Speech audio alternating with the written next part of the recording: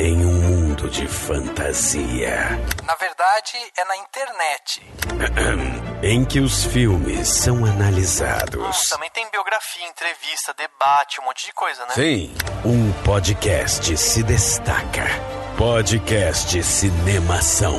Só no cinemação.com.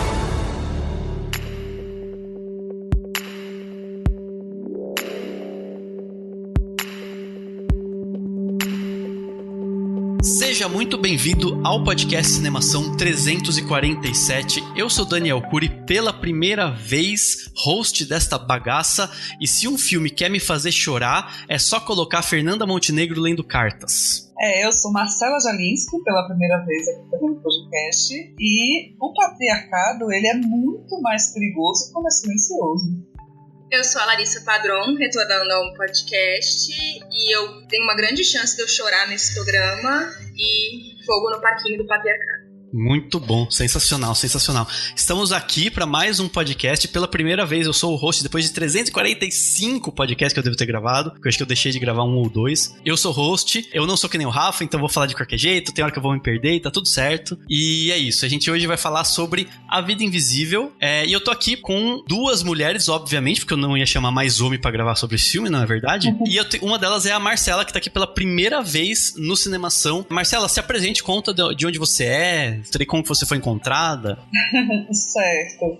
Então, eu sou Marcela Jalinski, né, como já falei. Eu sou de Salvador, sou jornalista de formação e trabalho com crítica de cinema há 5 anos, uns 5 anos mais ou menos. E de uns anos pra cá a gente foi crescendo, tô com um site de cinema em Salvador também, cada vez mais tomando gosto pelo cinema, sendo que o cinema, na verdade, já faz parte da minha vida desde muito pequena, né? Eu assisti Titanic no cinema com 7 anos, 7 vezes. Então esse é meu nível de cinefilia. Mas é isso, eu tô assim muito feliz pelo convite, inclusive, do podcast, de estar participando pela primeira vez, e vamos ver como é que vai ser a experiência. Maravilha, show de bola. E você escreve por Coisa de Cinéfilo, certo? Exatamente, escrevo por Coisa de Cinéfilo.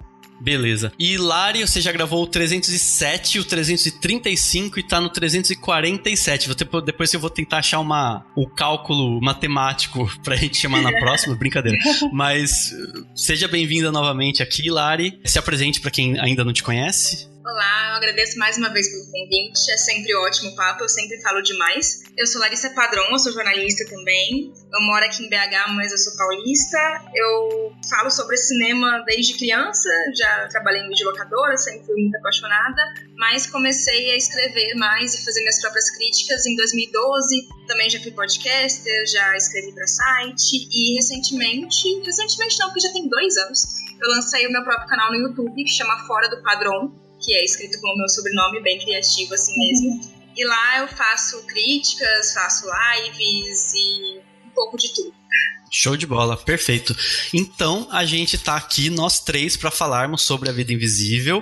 A gente vai falar sobre esse filmaço, pelo menos eu achei, né? Enfim, cada um vai dar a sua opinião sobre ele. A gente vai falar com spoilers, ou seja, e é um filme que acho que tem spoilers, sabe? Tem coisas que podem estragar a experiência se a pessoa souber demais. Então, se você não viu o filme, vai lá, corre pra ver. Ele vai, acho que, aumentar as salas agora. Ele estreou aos poucos em vários lugares, a gente vai falar sobre isso. É isso, logo depois do quadro Repercussão. Confira o que rolou durante a semana. Eu começo. Agora no Repercussão. E antes da gente falar sobre A Vida Invisível, eu tô aqui com o Henrique, que vai surgir de repente aqui no podcast pra falar do Repercussão, né? No quadro do Repercussão, né, Henrique? Olá, é isso aí, Dani. Eu vim aqui só pra você não ficar sozinho no Repercussão. Viu só como eu sou bonzinho? Assim que é bom, assim que é bom. É conseguir companhia aqui pra dar as coisas. Porque, afinal de contas, quem quiser mandar e-mail pra gente sobre A Vida Invisível ou sobre qualquer outro filme, qualquer outro podcast nosso, pode mandar um e-mail pro contato@cinemação.com. Então a gente tá aqui pra avisar você que a gente gosta muito de receber e-mails e gosta muito de receber comentários. E os comentários são lá no cinemação.com mesmo. Então, às vezes você ouviu o podcast no seu agregador, né? Você pode entrar no cinemação.com ou em qualquer outra rede social, mesmo qualquer uma das nossas redes sociais, e fazer o comentário sobre o podcast, dizer o que achou, o que não achou, se gostou do filme, se não gostou do filme, contribuir com a discussão e etc. Então, entra no cinemação.com, manda um e-mail pra gente no contato@cinemação.com, que a gente vai adorar e a gente vai ler aqui pra vocês. Exatamente, Dani. E ó, a vida é invisível, o Rafa está invisível, mas quem nunca tá invisível pra gente são nossos padrinhos e madrinhas. É, isso aí. A gente tem as plataformas aí de apoio, né? Então, você entrando no site do Cinemação, tem lá o linkzinho Contribua pra você ser nosso padrinho, nossa madrinha. Com isso, você vai estar ajudando o Cinemação continuar e melhorar cada vez mais. E ainda você vai ter acesso ao grupo exclusivo nosso do WhatsApp, um grupo lá no Facebook, e todo finzinho de ano você ganha um presentinho nosso. Já tá chegando. Isso aí, sensacional. E agora a gente vai, como diz o quadro, a gente tem aqui algumas mensagens, algumas coisas que chegaram pra gente, que a gente quer discutir aqui antes de começar a pauta principal. E eu falei que eu gosto de e-mail, e eu gosto mesmo. A gente recebeu um baita de um super e-mail da Aline Zabisky. Ela mandou pra gente um e-mail super legal que eu vou ler aqui pra vocês. Olha só que legal. Olá, pessoal do Cinemação, como vão? Meu nome é Aline, sou de São Paulo e conheci o podcast de vocês há pouco tempo. Foi difícil encontrar um podcast sobre cinema que fosse sério e leve ao mesmo tempo. As discussões levantadas por aqui sempre são bem bacanas, diversificadas e inteligentes. Sempre trazem detalhes que deixamos passar durante os filmes e que muitas vezes até mesmo abrem um pouco mais o nosso olhar e nosso coração para cada obra que é apresentada. A troca de ideias enriquece os nossos pensamentos e o podcast de vocês alimenta esse processo. Olha que lindo isso. Muito legal. Obrigado a todos vocês e parabéns pelo trabalho. Atualmente trabalho como funcionária pública, mas sou engenheira de formação. Durante a faculdade, trabalhei na extinta e saudosa Locadora de Vídeo 2001 e foi lá que comecei a desenvolver o meu interesse por filmes e séries. Desde então, procuro acompanhar esse universo mais de perto e agradeço por este espaço existir e nos trazer novidades sobre o mundo do cinema. Tantas histórias ainda temos a conhecer e tanto ainda a pensarmos e debatermos sobre a vida, não é mesmo? Parabéns novamente pelo trabalho e gostaria muito que fizessem um episódio sobre o filme Parasita. Um abraço a todos, Aline. A Aline pediu e ela pediu isso e 3 horas depois estava o podcast do Parasita no ar. Então, sério? Foi Nossa. assim.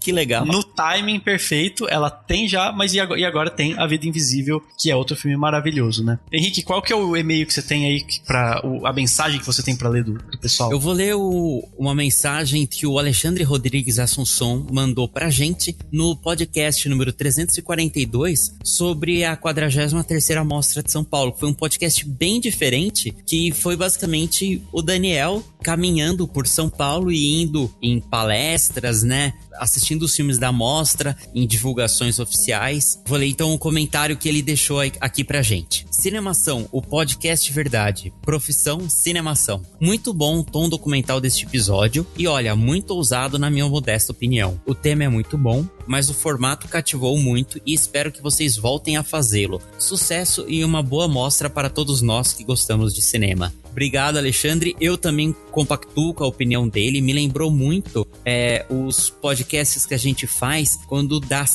um número de centena redondo. Por exemplo, podcast de cinema são 200, que o Rafa fez como se ele estivesse num tablado de teatro e foi falando. Eu achei que ficou muito legal, cara. Ficou muito charmoso mesmo esse podcast aí que o Daniel comandou. Bem diferente, bem legal, bem-vindo. Muito bom saber disso e muito gostoso ler esses comentários. E agora, vou pedir licença agora pro Henrique, porque vai ter a discussão sobre o filme que inclusive passou na mostra e que eu falei sobre ele lá na mostra e a gente vai falar sobre ele agora. Fala tchau, Henrique. Tchau, Henrique.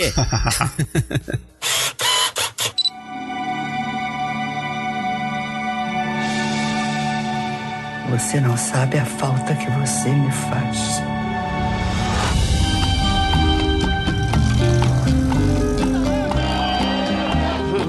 Eu sinto que o Yorgos me ama pra sempre. Querido pai, escrevo a bordo do Liberty, partindo para a Grécia, muito feliz ao lado de Yorgos. Um abraço dessa filha e irmã que os ama infinitamente. Com sorte você engravida. Eu não quero engravidar agora. Eu vou prestar a escola de Viena. Você tá um pouco chateada, né? Com a sua irmã, que fugiu. A minha irmã não fugiu. Ela foi viajar. Vai, voltei! Eu cometi um erro. Eu quero falar com a minha irmã. Foi-se embora! Está na Europa. Entrou na escola com que sempre sonhou. Que a Eurídice nunca saiba que ela aqui esteve. Então vamos lá, gente. Vou começar. Podem me interromper a hora que vocês quiserem, tá? Certo. Eu vou começar com uma início. Eu mesmo vou falar já ficha técnica e a história do filme e tudo mais. Aí depois a gente entra no debate, mas se vocês quiserem podem me interromper. beleza? Beleza. Estreou nos cinemas brasileiros no dia 21 de novembro, depois de várias pré-estreias e várias exibições em festivais, né? Porque o filme passou um monte. Estreou primeiro lá no Ceará, né? Que é a terra do Karim, que foi ótimo. Achei uma iniciativa super legal. E depois foi estreando no Brasil, passou em vários momentos e tudo mais. E finalmente, dia 21, ele estreou comercialmente, supostamente em território nacional, né? Nas salas comerciais. O filme A Vida Invisível, dirigido pelo Karim Ainous. Além de ser dirigido pelo Karim Ainous, o filme tem roteiro do Murilo Hauser, da Inês Bortagaray e do próprio Karim, e é baseado no livro da Marta Batalha. O livro que, aliás, na verdade se chama A Vida Invisível de Eurídice Guzmão, e o filme teria esse título, mas depois eles trocaram. A fotografia do filme é da Helene Luvar, que fez a fotografia do Pina e do Lázaro Felice, né? É uma diretora de fotografia francesa, que trouxe toda uma linguagem dela para um filme bastante brasileiro, mas, né, enfim, mas bastante internacional também. A montagem desse filme é de uma equipe formada pelo Arne Herman, do A Vida dos Outros, pelo Tomás Margarinhos, que é um montador que, entre outras coisas, fez as séries da TV do Socorro, Meu Filho Come Mal, e do Dirk Meyer, que fez a montagem do Anticristo, do Lars von Trier, entre outros filmes. Fez a montagem sozinho não, mas participou da equipe, né? A trilha sonora desse filme é do Benedikt Schiffer, que fez de vários filmes alemães, né, como um que chama Caminho do Bosque, por exemplo. E no elenco a gente tem Julia Stockler, Carol Duarte, Flávia Guzmão, Antônio Fonseca, Nicolas Antunes, Maria Manuela, Flávio Baurac, Cristina Pereira, Márcio Vito, Gil Rai Coutinho, Gregório do Vivier e o ícone do cinema brasileiro, Fernanda Montenegro, né, que ainda tá num momento super especial da carreira dela e tudo mais. E só pra terminar aqui meu falatório, vou falar rapidinho da sinopse do filme, né? Ele basicamente mostra a história de duas irmãs, a Eurídice e a Guida, que moram no Rio de Janeiro da década de 1940.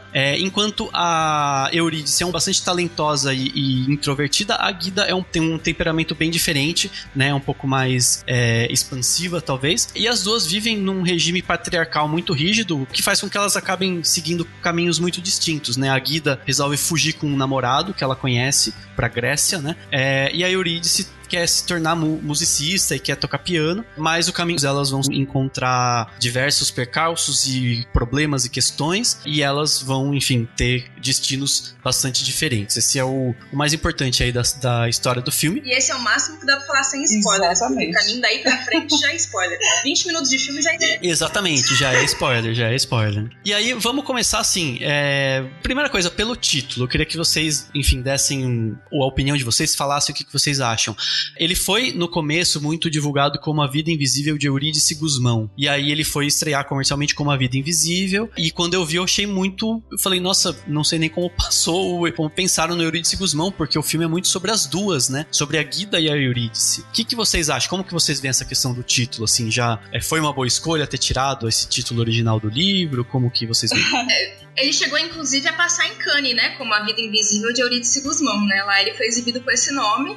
Eu acho que o nome foi mudado não só porque faz sentido semanticamente, mas por uma estratégia de Oscar também, né? Exato. Eles precisam tornar o nome mais palpável. Eu acho que primeiro eles tinham decidido pelo nome fiel ao livro, né? Mas por já ter essa referência, o livro foi um best-seller, né? Vale falar também. Então acho que agregar o nome ao livro trazia um pouco de público também. Mas eu acho que faz sentido tirar, porque, na verdade, deveria ser As Vidas Invisíveis, né? Ele fala de Eurídice, ele fala de Guida, ele fala de todas as nossas avós, basicamente. Exatamente. E de muitas mulheres ainda no século XXI. Então, acho que o nome faz todo sentido agora, que ele foi reduzido e ampliado ao mesmo tempo, né? E no livro, eu não sei se vocês leram o livro, mas no livro a Guida também é muito importante, mas realmente o protagonismo é da Eurídice, sabe? Então acho que faz sentido ter o nome dela. No filme eu acho que é um protagonismo bem dividido mesmo, acho que inclusive a Guida rouba a cena muito mais, assim.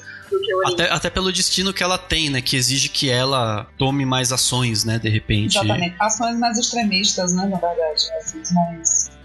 Eu concordo muito também com a mudança do nome. Eu acho que a Lari já falou, foi uma alteração que eu acho que faz muito mais sentido para tentar concorrer ao Oscar, porque para falar, inclusive até na possibilidade de ser indicada, tudo é muito mais viável. Mas eu acho que a partir do momento que eles tiraram o Eurídice, ampliou muito mais, né? Você reduziu o título, mas você ampliou, porque a Vida Invisível torna-se não apenas a dela, como as das demais personagens, e as nossas próprias, né? Infelizmente, assim. a mulher em si, ela compartilha muito dessa vida invisível em vários momentos da vida, em várias nuances, e eu acho que quando bota o título dessa forma, acaba abrangendo todo mundo, e nossas avós principalmente, enfim. Então pra mim foi uma escolha muito acertada de realmente mudar o título. Não, eu também eu achei bem interessante mesmo, e foi bem o que eu falei, né, assim, eu falei, quando eu terminei o filme, eu falei, não entendo nem como que eles mantiveram o Eurídice Guzmão e tal. E realmente, o Vidas Invisíveis ou algo do tipo faria sentido, talvez até tenha aí uma questão de uma certa fidelidade ao livro, né, mas aí,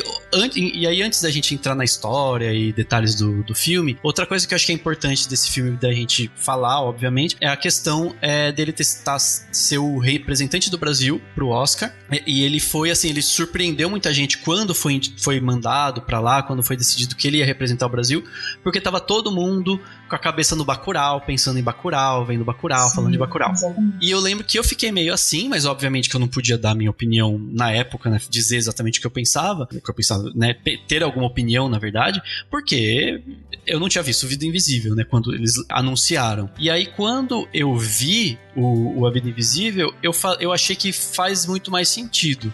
Eu sei que tem a questão comercial, no sentido de ele é um filme que tem distribuição nos Estados Unidos, que tem a presença do próprio Rodrigo Teixeira, né, que faz campanha, que sabe desses meandros, e eles estão fazendo muita campanha, né, mesmo de jantar, de ir em lugar e tudo mais. Eu cheguei a ver até uma entrevista do Karim falando sobre isso, mas uma coisa que eu lembro que eu pensei depois que eu vi o filme foi, nossa, eu acho que eles acertaram. E aí, o que eu vi, assim, eu vi basicamente a questão temática, porque eu acho que ele é muito mais compreensível e palpável pro gringo, vamos dizer assim, né, pro estrangeiro e tal, e trata de uma coisa que vem sendo debatida, né, que tá muito presente, né, em Hollywood, com a discussão sobre o protagonismo feminino e tudo mais, diferente do Bacurau, que provavelmente incomodaria e deve incomodar muitos americanos e muita gente que vê uma crítica extremamente direta ao colonialismo, de uma forma geral, né? Verdade. Como que vocês veem? Vocês concordam? Faz sentido? Não, eu concordo bastante, assim, eu particularmente, eu sou muito fã de Bacurau. Eu gosto muito do filme, ele funciona muito bem. E como nordestina, pra mim, eu acho que ele funciona ainda mais forte, assim, ainda mais pesado. Então, pra mim, assim, quando foi indicado, foi como você falou, eu não tinha assistido ainda A Vida Invisível. Eu fiquei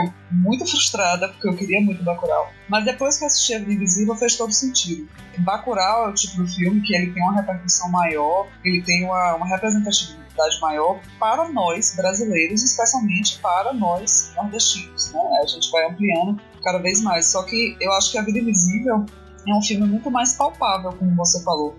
Então eu entendo totalmente que ele tenha sido indicado ao Oscar, e eu inclusive concordo, porque eu acho que a chance dele efetivamente ser indicado e ele até vencer é muito maior. Eu consigo visualizar um Vida Invisível vencendo o Oscar, e infelizmente eu não conseguiria visualizar um Bacurau, né? Isso é uma coisa muito utópica, é muito difícil de comprar, a academia não é tão flexível assim, né? Como a gente sabe. Então... Não, só pra complementar, eu, considerando o Parasita e outros filmes que estão, né, nessa categoria de filme estrangeiro ou filme internacional, né, que agora é o nome, pra mim tá sendo difícil visualizar A Vida Invisível realmente ganhar, mas eu realmente acho que existe uma chance muito grande dele ser indicado, que já seria maravilhoso. Sim, com certeza, né, já seria muito importante pra gente, que já tem um tempo, né, que o Brasil não vai pro Oscar e tudo, mas faz todo sentido, e eu acho que é nossa melhor aposta para tentar uma vaga no Oscar, independente do nosso gosto pessoal ou não.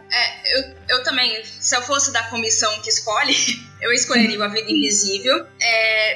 Eu não acho que nenhum dos dois filmes é palpável, assim, eu acho os dois muito fortes, sabe? O Bacurau pela violência gráfica, né?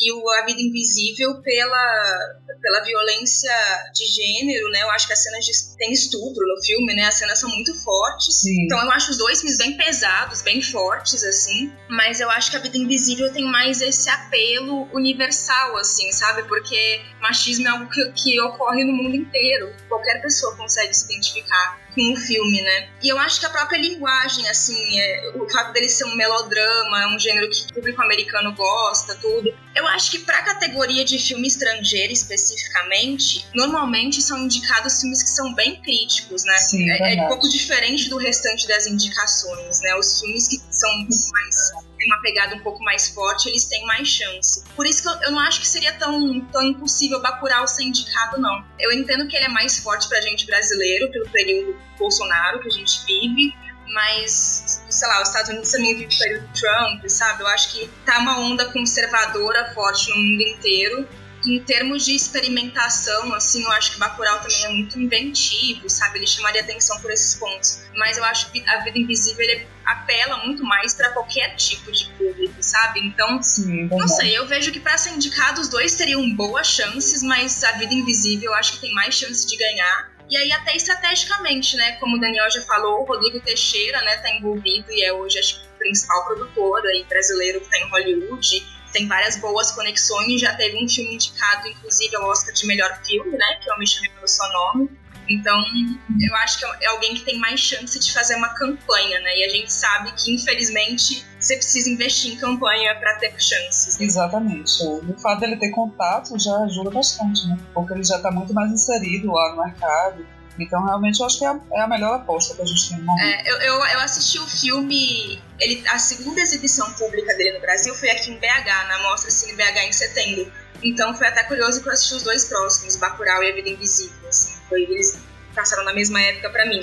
E quando eu assisti A Vida Invisível, a equipe veio o Rodrigo Teixeira, veio as atrizes, tudo. E eles deixaram muito claro que eles estão mesmo investindo nessa campanha pro Oscar, sabe? Que essa é a prioridade deles no momento. Eles estão fazendo muito isso, né? Eu achei também interessante isso, né? Eles estão indo foram pros festivais e foram com presença bem forte, né? Assim, tive a impressão de que até um pouco mais do que o Bacurau em termos de, sabe, assim, coisa pra exibição pra imprensa. Sim, e presença entrevistas. Massiva do elenco, produção. Presença do elenco. Aí tem o peso da Fernanda Montenegro, né? Que você bota ela em qualquer evento, vai chamar atenção, todo mundo vai querer ver e tudo mais, né? E também, eu acho que Cannes sempre dá um pezinho pro Oscar de filme estrangeiro, né? E ele ganhou um prêmio que o Brasil nunca tinha ganhado em Cannes, né? Que foi o prêmio principal no Mostra um Certo Olhar. Então, isso também dá um peso, eu acho. Também acho. É que os dois foram, né, assim, prêmios diferentes, né? Foram, Mas realmente, isso com certeza, dá um peso bem, bem interessante. Rio de Janeiro, 21 de dezembro de 1951. Querida irmã, tenho pensado tanto em você. Continuo esperando suas cartas que nunca chegam. E aí, assim, a gente tem aqui o panorama, né, com que o filme estreou, com que o filme começou. E, enfim, a gente tem lá essa história que se passa no Rio de Janeiro dos anos 40. A cena inicial é basicamente as duas no quarto, as duas conversando, as duas irmãs e tudo mais. E logo depois a gente vai ver uma separação das duas, né? E eu achei muito interessante, assim, acho que já pra gente começar a discutir, assim, tanto nas características de melodrama, mas a forma como a atuação se dá e a forma como o filme mostra as duas no começo, cria um vínculo super interessante que eu achei, né? Um vínculo super legal, pra que a gente depois sinta essa falta, sinta realmente, porque a gente sente o resto do filme todo, essa separação, né? Eu fiquei torcendo pra que elas se reencontrassem, pelo amor de Deus, né? E aí, assim, como que vocês veem essa relação entre as duas e até acho que ajuda, né? As cartas, as vozes em off, né? Narrando como elas estão vivendo, o que elas estão passando nesse ambiente melodramático, e como que vocês viram essa questão dessa falta que faz que as duas fazem uma pra outra, assim.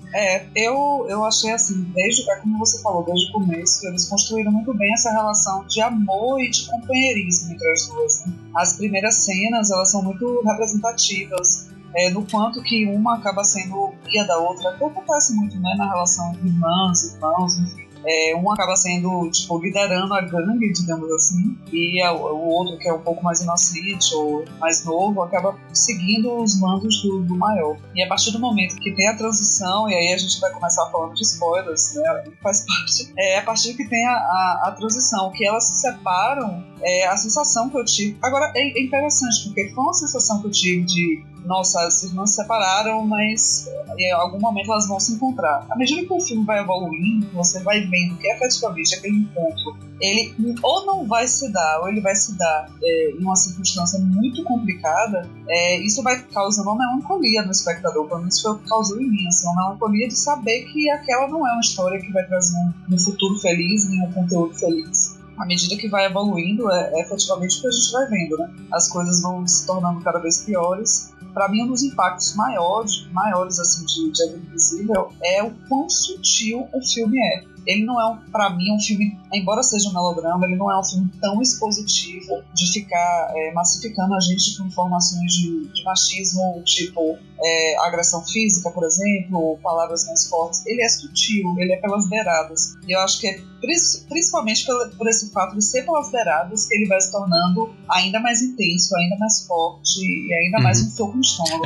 Eu tenho duas, você falando, eu pensei em duas coisas. Uma delas foi assim, eu lembro que vendo o filme, não sei, assim, é óbvio que é uma obra completamente diferente, nada a ver assim, mas eu não sei porque eu lembrei daquele Medianeiras, o filme argentino. Sim. Porque embora o filme não fale desse jeito, né, da questão da arquitetura da cidade, da maneira como o Medianeiras fala, mas é muito isso, assim, essa coisa do quanto duas pessoas podem estar na mesma cidade, vivendo vidas completamente diferentes, em ambientes completamente diferentes e nunca se cruzarem, né? E outra coisa que você falou que eu tava pensando, e que é outra coisa que me passou muito na cabeça quando eu tava vendo, foi assim, claro, é tudo sutil no sentido de que basicamente, tá retratando a vida delas, né, tá retratando lá o dia a dia e né, a vida de duas pessoas, independente de quaisquer que sejam os obstáculos e tal. E aí eu falei, gente, não tem um homem que preste, né? Assim, não tem. Todas as figuras masculinas são extremamente castradoras, né? O pai, o personagem do Gregório do Vivier, né? Que é marido da Eurídice,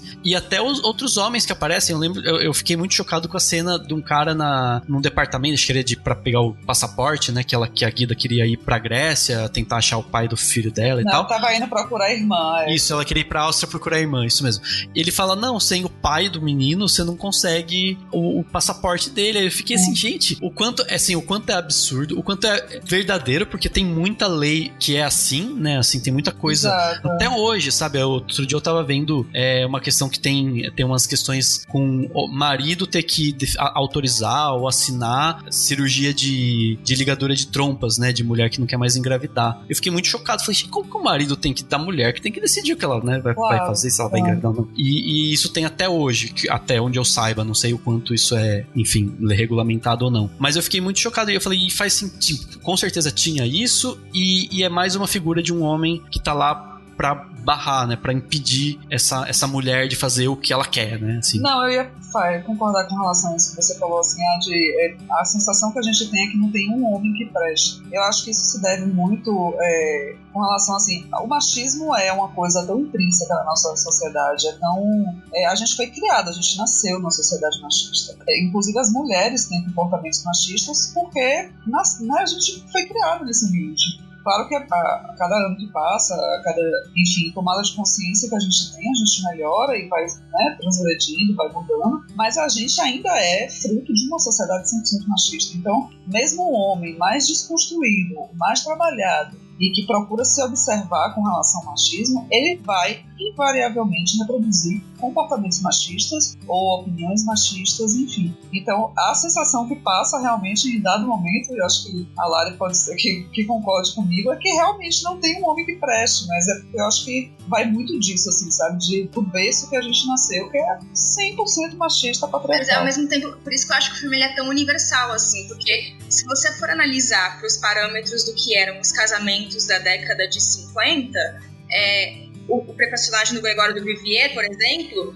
aquele é um bom marido, bom entre aspas, mas sim, de verdade, assim, ele se encaixa no que os nossos avós eram como maridos, muitas vezes no que nossos pais eram como maridos e muitas vezes no que muitos homens aí ainda hoje são como maridos e não são mal vistos pela sociedade. Ele dá uma vida boa pra mulher, ele não agride, né? Não agride entre aspas ela, sabe? Coisas assim, ele respeita entre aspas também ela. Ele não é aquele, não colocaram um arquétipo, sabe? Não colocaram o arquétipo do homem escroto, abusador. Não, colocaram um homem que é extremamente comum. E ainda assim, você sente o peso do patriarcado. Acho que por isso que é tão forte, assim, porque a cena, por exemplo, a cena da primeira noite de núpcias deles, né, que eu não chamo de sexo, eu chamo de estupro. Sim. Se você for ver, sei lá, as nossas avós, a maioria delas foi estuprada, sabe? Porque muitas delas não queriam ou não sentiam desejo e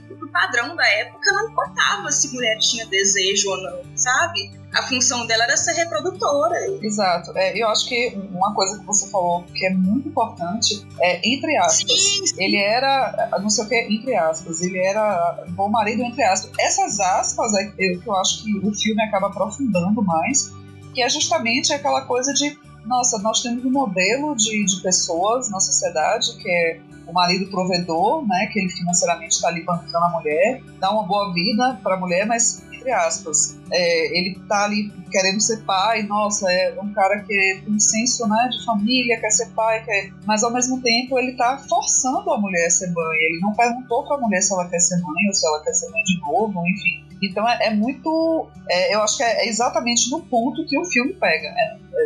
Essa questão das aspas mesmo, sabe? Tem uma sutileza que eu achei interessante. Sutileza não, nem é tão sutil, na verdade. Mas um momento em que em que a Eurídice é aprovada, né, na escola de música, enfim, pra tocar piano, e você vê, né, que ele tá incomodadíssimo, né? Sim. Né, aquela coisa aquele cara que não consegue compreender, não consegue valorizar o sucesso da mulher. Pra ele, ela tinha que estar invisível, né? Ela tinha que estar em casa. Exato, ele não consegue compreender a necessidade dela de ter algo além da família, algo além dele. Por isso que eu acho que o filme, ele é delicado em não colocar esses arquétipos, de não colocar um homem que, de novo, entre aspas, maltrata a mulher. Ele invisibiliza a mulher, mas porque isso é uma estrutura, sabe?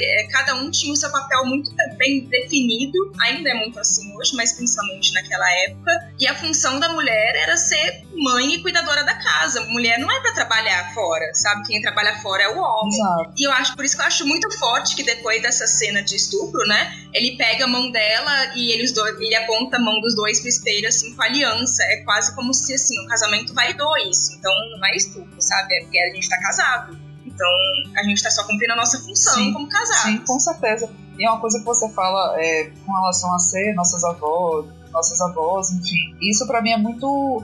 eu acho que foi tomando um impacto muito grande dentro do filme, porque minha avó e meu avô, tipo assim, minha avó, quando casou com meu avô, parou de trabalhar. Ela tinha um emprego que ela gostava, mas ela parou de trabalhar porque ela ia casar. Meu avô nunca permitiu que minha avó dirigisse, por exemplo, porque ele começou a botar um monte de medo na cabeça dela para poder ela não dirigir, para ela não ter a autonomia dela, né, de poder pegar um carro e sair. Então, realmente, são pequenas, nem tão pequenas assim, né, coisas que vão acontecendo que vai podando a mulher, e que eu acho que o filme fala muito, que é quem poderiam ter sido aquelas mulheres se elas não tivessem sido podadas, né?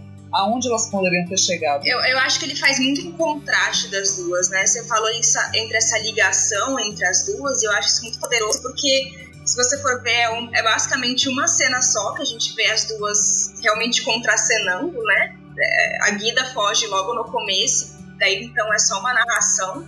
E aí, a partir do momento que começa a narração, né, entre cartas e tudo, eu acho que a vida invisível ele ganha um novo significado, que é cada uma está imaginando que a outra está vivendo uma vida ideal. A Eurídice imagina que a irmã está super feliz, casada e apaixonada na Grécia, e a Guida imagina que a Eurídice é uma pianista de sucesso em Viena.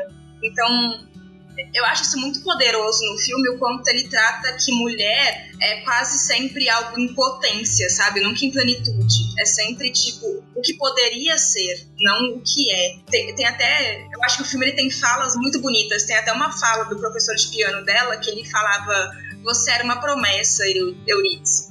E eu acho que isso é muito comum, né? Mulher ser promessa e não concretizar. Exatamente, perfeito. E aí eu acho que essa até ligação entre elas tá até em coisas bem sutis, assim como o brinco, por exemplo, né? A gente sempre vê a Guida usando um brinco, a gente vê que uma não esquece, não desgruda da outra. E ao mesmo tempo que elas são complementares, assim. Eu vejo que a Eurídice, ela é invisibilizada pelo gênero, pelo patriarcado mesmo da instituição casamento, ali, maternidade, tudo. E ela tá sempre invisível porque ela tá sempre dentro de casa. E até a fotografia trabalha isso muito bem. A Eurídice tá sempre em sombra, sabe? Dentro de casa. E a Guida, que já é essa mulher mais valente, né? Que ela tenta ganhar a rua, ela tenta ganhar um pouco mais o mundo. Aí ela é oprimida pela classe, sabe? Ela é oprimida por ela ser pobre, por ela não ter dinheiro pra bancar a mulher que ela quer ser. Então, no final, as duas são sempre mulheres que querem ser e nunca são. É como se ela fosse punida pela valentia também, né? Pela coragem que ela teve inclusive de ter o filho, de voltar, de... enfim, levar tudo adiante, ela é punida constantemente pelas decisões que ela tomou. Sim. Eu vi uma entrevista do Karim que ele comentou, acho que foi o Karim comentando, sobre a Eurídice se olhar muito no espelho, que seria o único lugar onde ela encontraria a si mesma, né, assim, algo nesse sentido. Que é o único lugar que ela conseguia, sabe, assim, ela tem muita cena dela olhando no espelho porque é onde ela consegue olhar a si mesma, o resto ela não é ela mesma, ela é esse fantasma que estão forçando ela a ser, né, assim, o que a vida fez com que ela, o que as pessoas fizeram com que ela fosse, né, a esposa e tudo, a mãe, né, que ela também, no princípio, né, dá a entender que ela não queria ser mãe, ou pelo menos não daquele jeito, não tudo naquele mais. momento, né? Não naquele momento e tudo mais. E uma coisa que eu acho que é interessante, que vocês estavam falando dessas duas, da vida que as duas levam e tal, é o fato de a Guida ter encontrado quase que uma sociedade matriarcal, né? Tem um momento em que ela faz amizade com aquela mulher, cuida das crianças, né? Ela que é aquelas mulheres que tem que cuidam das crianças, né? Da vizinhança, que é uma coisa super comum até hoje, inclusive, né? E eu achei muito interessante. E aí tem um elemento muito curioso que eu lembro que eu gostei bastante. Tem uma cena, acho que já quando essa amiga dela tá doente, né? Que aparece o filho da Guida dançando. Ele tá meio que dançando pra elas. E aí eu fiquei pensando, olha que louco, né?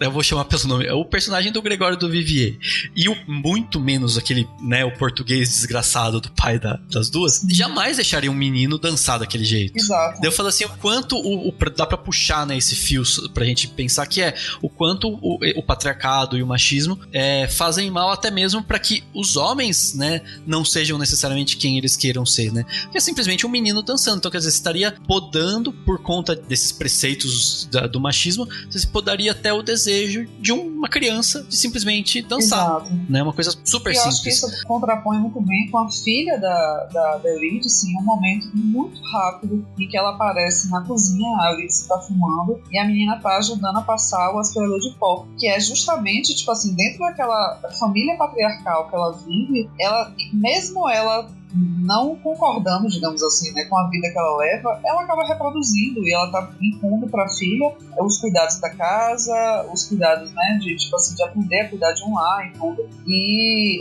essa questão que você fala, assim, do patriarcado e o machismo e tudo também atingir a vida dos homens, eu acho que em certos momentos acaba atingindo de uma forma muito mais cruel também, porque eu acho que a partir do momento que eles são forçados, inclusive a gente vê isso no filme também, o homem, ele sendo forçado a ser aquele homem machão, provedor, aquele homem que ele não pode chorar, ele não tem sentimentos, ele luta contra o próprio sentimento, luta contra a própria emoção, tudo isso vai repercutindo na própria vida dele, né? Acho que inclusive o personagem Antenor, né, que é o do Gregório, ele é muito reprimindo a emoção dele o tempo todo, porque ele provavelmente não, certamente foi ensinado a vida toda a reprimir a emoção, porque homem não chora, homem que chora é coisa de mulher, esse tipo de coisa, né, de comportamento. E aí ele acaba reproduzindo isso. Fico imaginando a sua vida em Viena. Da janela ao lado do piano você vê a neve caindo enquanto toca.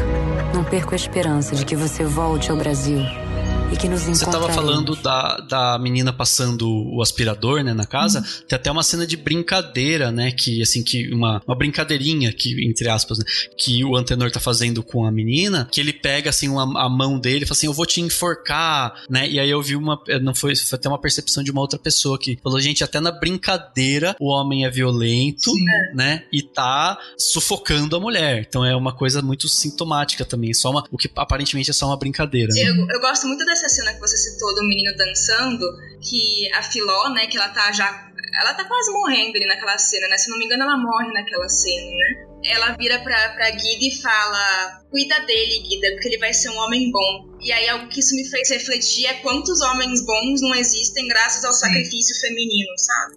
E eu acho que o filme é muito...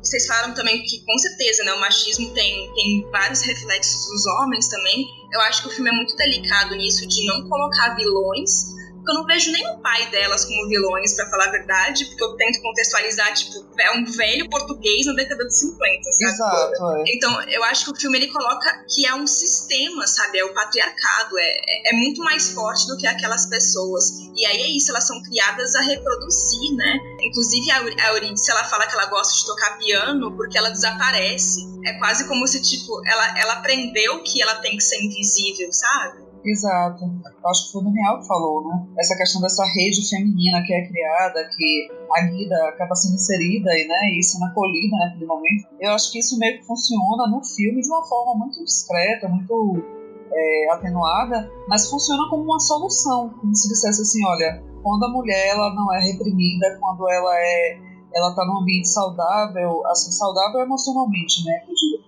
não com relação às circunstâncias financeiras delas e tudo mais. É saudável com relação a ter uma companheira que possa ajudar, colocar ela pra cima e acreditar nela, como que aquilo pode transformar não apenas elas, né, que era o caso da Guida e da Filó, como toda uma outra geração, os filhos, aquelas crianças que estavam sendo cuidadas e o entorno, né, delas. Eu acho que isso fica muito legal no filme, assim, apresentado como uma solução discreta. Eu acho que a invisibilidade vem muito dessa cultura de que a mulher ela tem que cuidar, né, não só pela maternidade, que eu acho que fica óbvio no filme, e é na vida, né? Eu conheço hoje, a gente está em 2019, eu conheço várias mulheres que tiveram as suas vidas interrompidas, entre aspas, por causa da maternidade, que não conseguem se reinserir no mercado de trabalho, que não conseguem se socializar novamente, porque a sociedade entende que cuidar de filho é papel da mãe, não do pai. Exatamente. Então a mulher tem esse papel de cuidar, e a gente vê isso o tempo todo no filme, né? Uma cuidando da outra, a Guida cuidando da Filó, a Eurídice cuidando da mãe. E aí o quanto que pra isso você não tem que anular você mesmo, né? Então, por isso que eu gosto dessa fala do cuida dele que ele vai ser um homem bom, porque é isso, sabe? Mulher se sacrifica pra que haja homens bons, não pra que o nome dela fique, sabe? Exato, é verdade. O sacrifício acaba recaindo totalmente sobre a mulher. E tem uma coisa que acho que dá pra puxar aqui, que eu tava pensando, vocês falando disso, eu lembrei que é um dos itens, assim, que eu até tava querendo falar, que é a questão da fotografia do filme, a forma como o filme mostra os momentos de amplitude, a natureza, as árvores, o sol, o céu e tudo mais, ao mesmo tempo em que é uma cor, assim, que traz uma certa... uma emotividade, né? Uma melancolia. Ao mesmo tempo, eu acho que ele é bem interessante porque mostra essa liberdade que elas não alcançaram, né? Quase que tem, acho que pelo menos uma grande cena da Eurídice olhando, né, pro mar, assim, olhando pra paisagem. E aquilo é meio... Até eu vi uma entrevista do Karim dele falando, achei muito interessante, que eu não tinha pensado nisso. Ele falou que foi o primeiro filme no digital que ele fez, né? Que todos os outros ele fez em película. E mesmo sendo no digital, ele fez parecer, junto com a Helene, né, que é a diretora de fotografia, eles conseguiram fazer parecer que a película parecia aquela coisa meio que não é super definido, uma coisa meio borrada, porque é quase como representando um pouco dessa coisa do, sabe, tem uma natureza lá fora, tem um mundo lá fora e eu tô vendo isso borrado, eu tô vendo isso de maneira não completa, porque eu não pude fazer isso. Não sei se vocês concordam, vocês viram esse tipo de coisa na questão técnica? É como se tivesse... Eu vi, na verdade, uma coisa que eu observei muito assim, é que tem esse filtro, né, como se fosse um filtro meio apagado.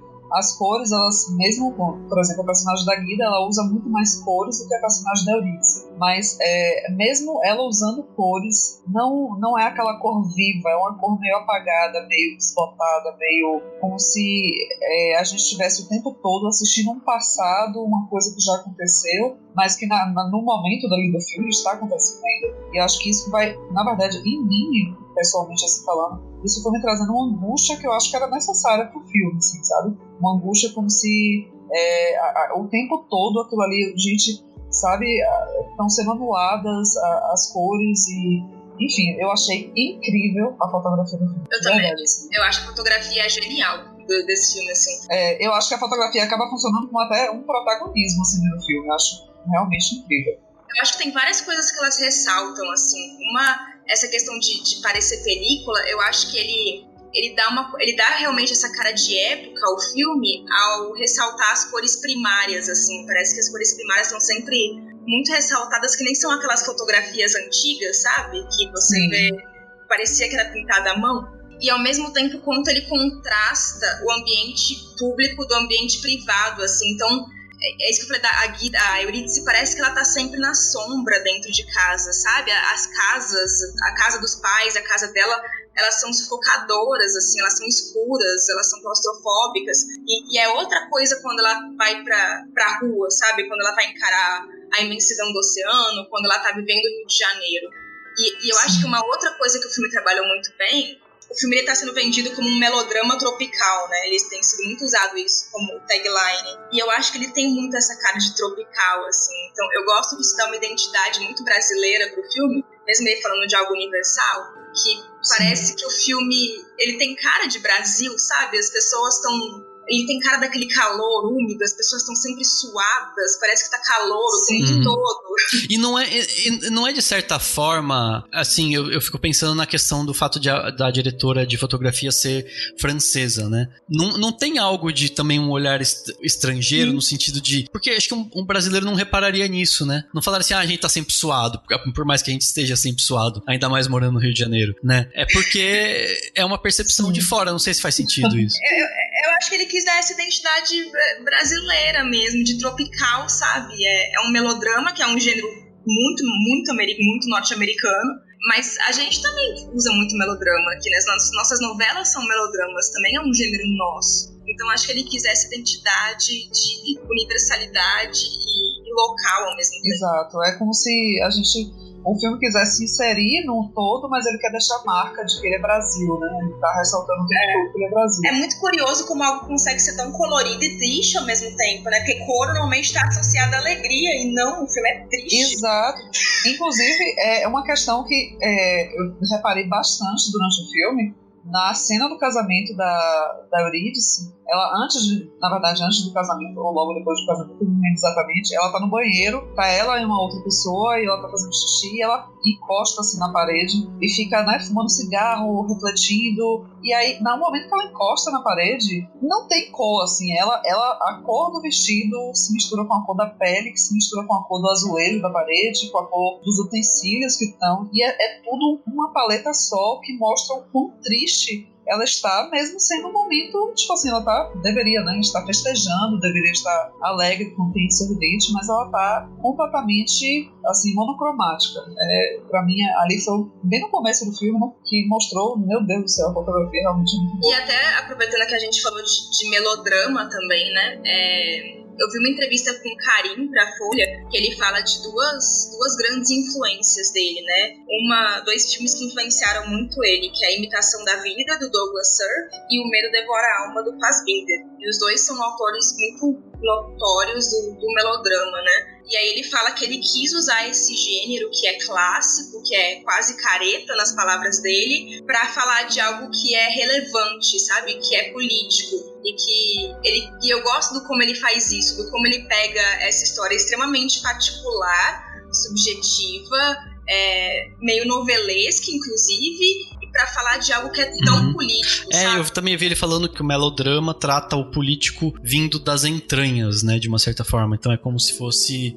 permite que você olhe pra isso de uma forma mais emotiva mesmo, né? Não tem jeito, não tem outra palavra. Se você tira do plano do debate, da sociedade, e leva pro coração da pessoa que sofre com aquilo, né? Que acho que nisso, o paralelo que se faz com o Bacurau seria... O Bacurau é quase que o oposto, né? Assim, ele olha pro lado da sociedade. E ele lida menos com, obviamente por não ser um melodrama, né? Lida menos com essa questão, né? Sim, eu acho que também a questão é que, assim, Carinho fez um belíssimo uso do melodrama, porque eu acho que o filme todo é um melodrama e ele faz um bom uso do gênero, da característica, mas ele não abusa. Então ele consegue equilibrar para não ficar uma coisa novelesca demais, uma coisa caricata demais. Ele insere os debates políticos e as questões sociais na medida certa, assim. Eu acho que é um filme que tem um equilíbrio muito grande nessa questão do gênero, da personalidade. Eu não sei, assim, se falando por mim, eu fiquei um pouco incomodada no início do filme, e eu notei que várias pessoas reclamaram a mesma coisa. O filme demora a engrenar. E eu acho que uma das coisas que dá essa impressão é porque existe um pouco desse exagero das novelas, mas que é intencional por causa do gênero, né? Um filme de gênero, é um melodrama. Eu acho que existe um certo exagero na atuação, sabe? E aí, quando eu comecei a assistir, eu falei, nossa, parece novela, sabe? Tá artificial demais. Eu acho que ele é tão potente em em te carregar pra dentro dessa história que no final das contas isso deixa mais forte, sabe? Eu concordo com a crítica de algumas pessoas que ele demora a engrenar, mas eu acho que por causa desse artifício, quando ele engrena, ele é muito mais potente. Sim, eu tive essa percepção também, assim, inclusive durante o filme, eu já comentando inclusive com algumas pessoas que estavam na cabine, nossa, esse filme ele tá demorando, em que momento que ele vai tomar um rumo, ele tá demorando. Mas eu não atribuí isso muito ao melodrama, eu atribuí realmente ao ritmo, que pra mim no começo, assim, eu tive até a sensação de que ele poderia ser um pouco encurtado, mas depois, pra mim, faz todo sentido. O tempo que ele demora, porque quando ele apresenta realmente toda a problemática e a evolução dos personagens e tudo, a gente já tá muito mais afeiçoado às personagens e à história delas, e enfim. Pra mim, depois fez sentido, mas no começo realmente tem um tom um pouco cansativo. Assim, mas isso que vocês estão falando, eu acho que é muito a característica do próprio Karim, né? Assim, os filmes não são preocupados tanto com essa questão do storytelling básico, né? Ele é preocupado em centrar no personagem. Sim. Então, se ele achar que tem que demorar mais, né? Eu particularmente gostei, mas talvez fosse muito a minha vibe, sabe? Eu tava numa vibe de degustar cada coisa, sabe? Cada cena. Então eu não senti essa coisa do demorar a engrenar. Mas eu vejo muito isso como essa necessidade da gente se afeiçoar às personagens, da gente viver, sentir esse... Sabe assim, até vi gente falando, parece que o filme tem cheiro, né? Parece que você sente o cheiro das casas lá no Rio e tal. Não sei se... mas pra mim é um pouco disso. Eu não acho que ele demorou nesse sentido de tempo, não. Inclusive tem cenas do filme que eu queria que durassem mais, sabe? Eu acho... A duração do filme não me incomoda de jeito nenhum. Eu demorei pra me identificar com as personagens porque eu acho que a atuação estava muito artificial. E depois que eu entendi que, ok, é um melodrama, então é pra ser um pouco artificial mesmo. E até lendo a entrevista com o Karim, ele falou que ele passou esse filme do Fassbinder pro elenco como referência, assim. E que nesse filme é praticamente uma ópera, assim. As atuações são extremamente exageradas. Eu acho que particularmente a Carol Duarte, assim, ela parece um personagem mesmo, ela nunca parece alguém real, sabe? Existe uma artificialidade na atuação. Inclusive eu ia comentar justamente isso, assim, que eu acho que o trabalho da Julia Stolper pra mim é muito superior ao trabalho da Carol. Embora eu vi assim algumas críticas, algumas pessoas falando bem da Carol e tudo, não acho que ela tá ruim, mas eu não acho nada demais assim na atuação dela. Pra mim o que realmente se destacou mais foi a Julia Stolper e o próprio Gregório, assim. Pra mim ele tá muito bem. É um ator que eu não tenho tanta simpatia, né, digamos, mas que pra mim ele apresentou um trabalho muito, muito bem feito, assim, muito podado, sem exageros, enfim, eu gostei muito. Mas eu fiquei um pouco incomodada com o casting do Gregório, não pela atuação dele, eu acho que ele se esforçou, mas é porque eu acho que a gente já tem uma persona do Gregório do Vivier, que ele é um cara engraçado. E não é um filme nada engraçado. Então eu ficava num misto de tipo, nossa, mas é o Gregório do Vivier e é triste ao mesmo tempo, sabe? Você ficou esperando algum sketch do Porta dos Fundos, alguma coisa em algum momento. Não, mas é como se existisse um conflito, tipo, entendi. Não, esse cara não serve pra fazer coisa triste, sabe? Não dá, ele Mas eu acho que entra um pouco dessa coisa do exagero, né? Porque a partir do momento em que ele tem essa persona mais engraçada, tem uns momentos em que ele faz umas caretas, umas coisas que flerta com esse lado do forçado, que você falou da atuação forçada. Não sei se faz sentido isso. Eu acho que ele é meio patético, né, o personagem da Tenor. Eu acho que combina. Eu acho que ele é completamente patético. Completamente mesmo. Você olha pra ele e dá vontade de ridicularizar assim, o comportamento dele, da necessidade dele de querer se sentir um macho alfa e não ter comportamentos que sejam condizentes com isso. A gente é muito jovem, Eurídice. Temos uma vida inteira juntas pela frente. Morro de medo de te esquecer. Por favor. Tem uma coisa que eu acho que seria legal a gente... Que eu, pelo menos, gostei muito e me chamou a atenção, mas eu acho que vai da interpretação de cada um, ou do que cada um, sei lá, entende, ou reparou até, né? O filme, ele tem muita planta, né? E aí até eu lembrei de uma cena... Tem um vídeo que o Karim, no YouTube, assim, que o Karim explica como que ele filmou aquela cena que a Guida chega em casa, dizendo que tá grávida e que deu tudo errado na Grécia e tal. ele fala que eles filmaram em vários momentos, refilmaram várias vezes, e ele acabou usando, se aproveitando disso e do fato de que tava chovendo e tava ventando e tava um dia meio estranho, então ele falou que você sai, sabe assim, a câmera vai lá fora e as árvores estão todas balançando e tal. E junto a isso, o filme abre com cena em jardim, no lugar que elas estão passeando, assim, abre com uma cena na mata, tem muito jardim nas casas e tem algumas cenas na casa lá do Antenor e da Eurídice que tem um monte de planta, né? Tem uma sacada cheia de planta. E eu fiquei pensando nisso, no quanto não deixa de ser também a planta, de certa forma, é um pouco representa um pouco o que essa sociedade machista tenta fazer com essas mulheres, né? Que é fazer com que elas virem uma planta na casa, né? Uma coisa pra enfeitar e pra não ter muito, né, atitudes e tudo mais, fazer muita coisa. Mas eu queria, não sei, vocês pensaram alguma coisa? Vocês chegaram a reparar nisso? Não, pra ser bem sincera, assim, eu não reparei. Eu reparei que o filme tinha muita planta, que tinha muito verde e tudo, mas eu não fiz essa associação. Mas agora que você tá falando, eu acabo pensando nessa questão, assim, de podar, né? Que é uma coisa que as personagens são podadas o tempo todo, e podar é um verbo atribuído sempre à questão da planta, quando você vai podar uma planta. Então acho que talvez tenha essa relação sim, mas é algo que eu tô despertando agora nesse momento que você tá falando. Eu tinha reparado nessa quantidade de verde, nessa coisa que pra mim soou muito com relação, assim, o verde pra mim é muito relacionado à vida, à renovação e tudo, e que pra mim ali parecia uma coisa meio distópica, né, porque não existia vida na vida daquelas personagens. É como se a planta tivesse a vida que ela não tinha. Faz sentido. Não, eu acho que tem várias leituras mesmo, assim. Eu associei com a questão do tropical mesmo. Eu notei que tinha muito verde, muita planta, mas eu vi mais pra esse lado estético da escolha da fotografia, assim, que dá essa cara de tropicalismo, de brasilidade pro filme, assim. E eu até gosto muito dessa entrada, né, porque para mim ela é um resumo do filme. As duas se desencontrando numa paisagem bucólica, triste e tropical, sabe? Eu acho que é uma abertura resumo. Exato, e querendo ou não, assim, elas se desencontraram estando muito perto, né, naquela cena inicial da mata, enfim. E é justamente o que acontece depois, porque elas passam anos perdidas, pensando que tá cada um em um lugar, quando na verdade elas estão muito próximas, assim. Questão de quilômetros, e elas nunca se cruzaram. É muito bonito isso, Carinho. Eu acho que ele é muito simbólico, sabe? Eu gosto muito também de como aquela cena que aquela é mega melodrama, né? Que a Guida e a Eurídice quase se encontram, né? Elas estão no mesmo restaurante. E ele prolonga aquela cena durante um tempão.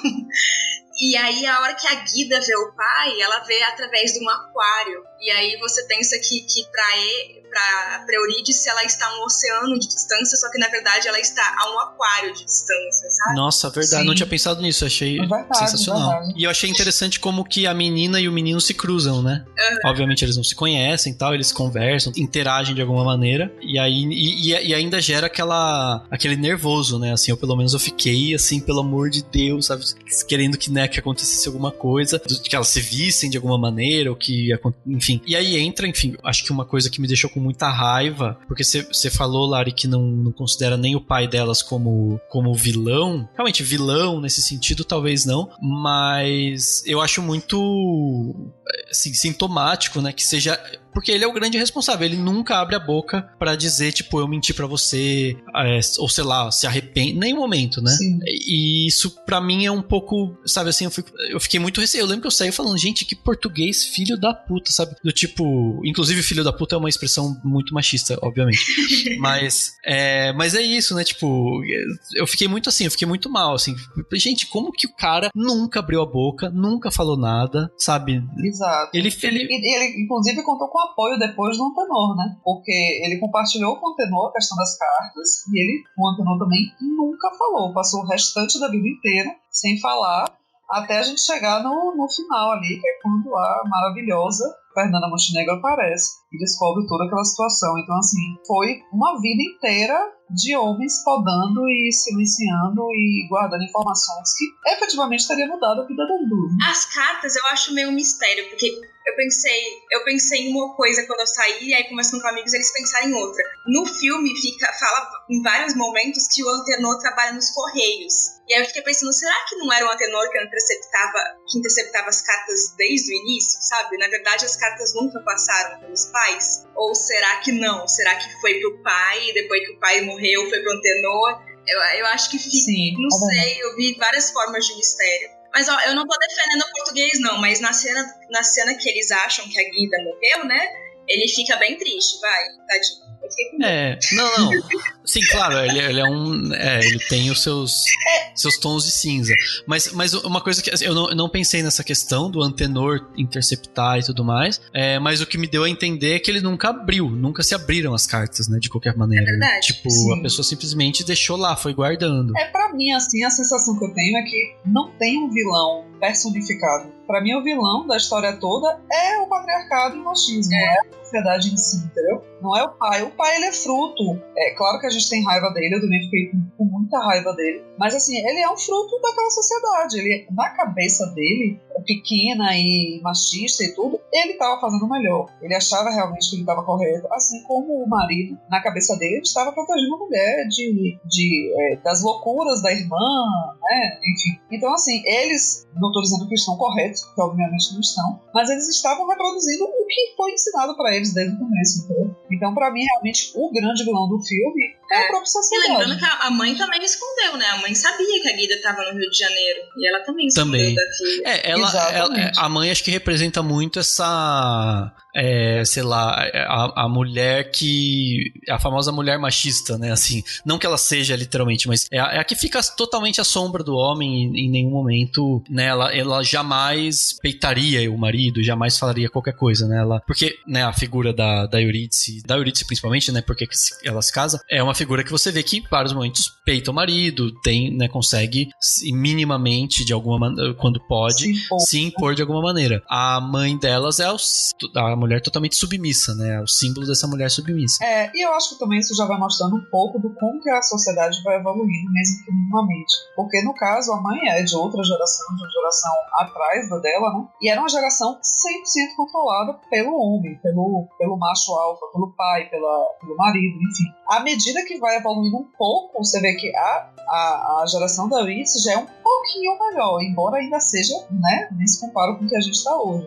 Mas acho que isso mostra também um pouco dessa ela fuma, por exemplo, né? É uma coisa que seria mal vista na geração da mãe de Eurídice, né? E a mãe de Eurídice também é portuguesa, né? Que também é uma sociedade bem machista também, bem patriarcal. E a Guida até fala em algum momento, né?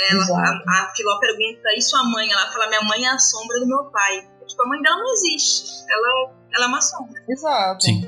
Exatamente. E aí vocês já tocaram no assunto, acho que vale a pena a gente comentar, né, sobre ele, que é, embora seja no final, né, assim, participação especial mesmo, porque é bem nos últimos minutos, entra a Fernanda Montenegro e tem aquela coisa que o filme cresce ainda mais, né, assim. Também interessante que é isso, que você já tá emocionado, você já tá, né, assim, todo envolvido na história, naquela história das duas e tal, e de repente ela parece que tem aquela emoção que aflora, né, só na voz dela, e daí você se desmonta, né? É um momento pra você cair em lágrimas. Totalmente, assim, pra mim foi um momento que a sensação que eu tive, e eu nem tinha percebido, né? Eu fui perceber quando a Fernanda apareceu. Eu acho que eu passei o filme inteiro segurando a respiração, sabe, como se eu tivesse o tempo todo tensa. E quando a Fernanda apareceu, que teve toda aquela questão dela descobrir as cartas, da emoção vir à tona, eu acho que foi o momento que eu finalmente respirei, e aí foi que o choro veio, e que tudo aquilo que eu tava, acho que meio que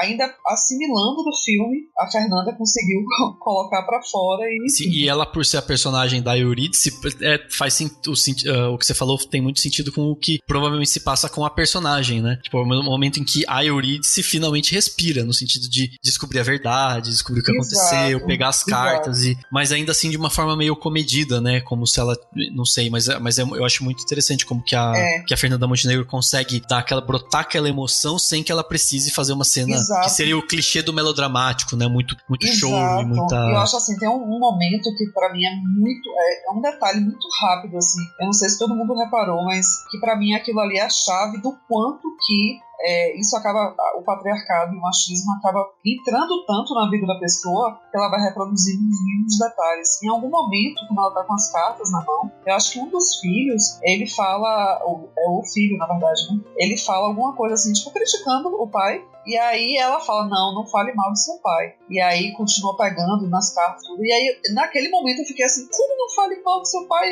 Cara, né? Pelo amor de Deus, fala mal dele, ele acabou com sua vida. Mas pra ela, ele não acabou com a vida dela, porque ela não tinha essa percepção. Não, ele é o homem que cuidou, eu vou usar aspas vários momentos dela, que cuidou dela por 67 anos, né? Como é que... Ele acabou de morrer, ela tá destruída um pouco naquele momento, né? Tipo... Porque afinal, ele podou para que nada mais existisse na vida dela, apenas ele, o casamento, os filhos. E aí, naquele momento, acabou o casamento, porque ele morreu, os filhos já estão crescidos, fora de casa, e o que só restou? Exato, não resta nada. E naquela cena, eu vi assim, nossa, o quanto que isso tá realmente inerente na vida da pessoa, porque ela tá defendendo uma pessoa que agrediu ela a vida inteira, né? Porque não agrediu fisicamente, mas agrediu emocionalmente. Mas isso é muito sutil, né?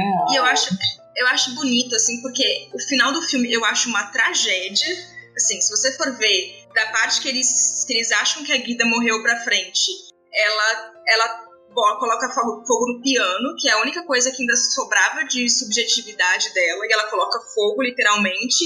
Nisso ela queima a mão, sim, que é tipo um instrumento que poderia libertar ela queima. A gente vê tanto que a Fernanda Montenegro tá usando uma luvinha, né, o tempo todo. Sim. Aí ela vai pro hospital e descobre que tá grávida de novo, e aí basicamente o que tratam ela é, tudo bem, a gente vai internar ela até ela tá em condições de ser mãe novamente. Tipo, dane-se, assim, quem ela é como mulher, ela precisa ser mãe. Então, o importante é garantir que o útero dela vai estar bem funcionando. Inclusive num abuso do médico, né? Que ele quebra um sigilo. Que obviamente deve ter acontecido isso direto, enfim. E aí a gente descobre que, na verdade, ela realmente nunca encontrou a Guida. E termina assim, eu acho muito lindo, assim, termina com a carta falando que, a Guida falando que eu tenho esperança de que nós ainda vamos viver uma vida inteira pela frente. E aí a gente vê a Fernanda Montenegro em uma cadeira vazia do lado, sabe?